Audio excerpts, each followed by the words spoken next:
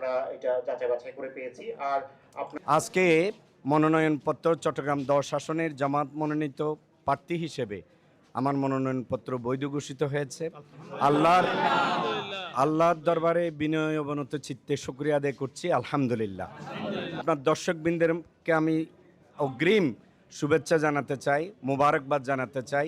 পুরো চট্টগ্রামবাসী এবং চট্টগ্রাম 10 আসনের সকল নাগরিকবৃন্দ, ভোটারবৃন্দকে আমি আমার অন্তঃস্থল থেকে মোবারকবাদ জানাতে চাই যে এই সাফল্যের মাধ্যমে আমরা ইনশাল্লাহ দাঁড়িপাল্লার বিজয়ের মাধ্যমে চট্টগ্রাম 10 আসন আজকে যে মনোনয়নপত্র বৈধ হয়েছে এটি পার্লামেন্ট পর্যন্ত যাবে ইনশাআল্লাহ। আল্লাহ আমাদের সকলকে রাত দিন কাজ করার তৌফিক দান করুন এবং এই সফলতার পিছনে আমরা যারা কাজ করছি রাত দিন, আমি সকলকে আন্তরিকভাবে মোবারকবাদ এবং শুকরিয়া আদায় করছি।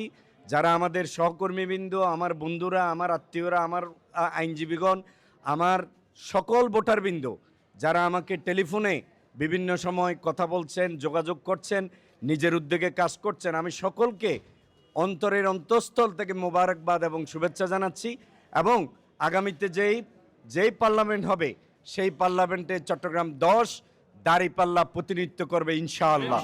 আল্লাহর কাছে এই দোয়া করে আমি আজকের এই কথা এখানে সংক্ষিপ্ত কথা শেষ করছি। ধন্যবাদ আপনাকে।